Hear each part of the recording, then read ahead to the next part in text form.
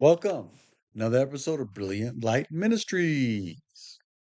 Chosen ones, survivors of the apocalypse, 144,000. In these dark days, in these days that seems to be manifesting itself this year, there's going to be disappointments. There's going to be letdown. But just like an athlete on a shouldn't feel too disappointed if the coach decides not to play him at a particular aspect of the game or even the starting of the game. The coach has knows what he's doing.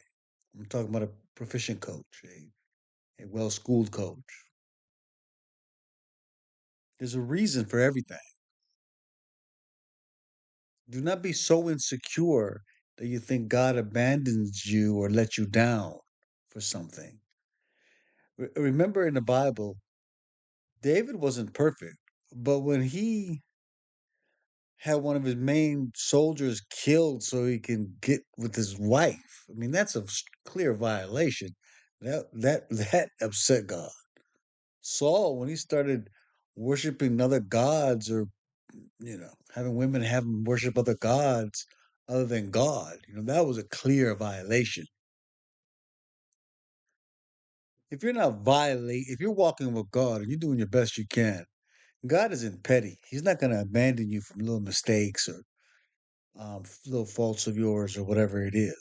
I mean, he wants you to continue walking the path and continue improving and bettering yourself, and to get ultimate glory, you're going to have to reach perfection. Don't get that wrong. But he knows who you are and he knows who he's working with, and he works with the imperfect. In fact, working with the imperfect is part of his plan. That is, um, there are those that are perfect, that, ascended beings and all of that here amongst us, but they have a particular role. But the imperfect ones also have a role. And there's more of us who are not enlightened masters or, um, you know, so don't be petty. Don't get insecure because it doesn't go your way. As long as you're walking his path, you're gonna be all right. Have trust. Have faith. If things don't work out the way you thought, it may not have nothing to do with what you've done or any mistake that you made. It may be that God has a strategy that is working out, and he needed to not do too much with you on a particular day or an event because he got something. He got a bigger picture in mind. He got something he's working on. Salvation for everyone is what he's working on, not just yours. So if you're a true soldier of God, a true member of the kingdom to come, and you're truly working for his kingdom here on this earth, it's going to be like a soldier. Sometimes you're assigned this battlefield, and sometimes you're assigned to go help recruits, and sometimes you're assigned to cleanup duty, and sometimes you're assigned to some construction duty, or it doesn't. The generals know exactly what they're doing, moving troops around and moving people around for different activities, different kind of ways. So, it's real important not to get too wound up. Be secure in God. Be secure in your faith. It's important.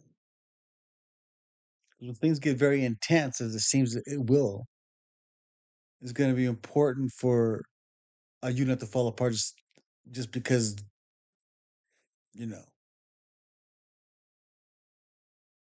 some magnificent miracle didn't happen on any given day.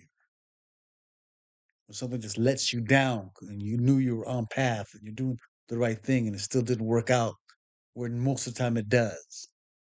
You can't allow that to just make you fall apart.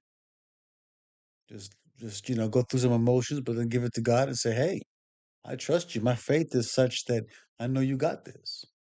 You're working on something. It is what it is." You can't be so insecure. Could you imagine having a wife or a husband who every time you stepped out, just for anything, they just they just fell apart in insecurity and blowing your phone up?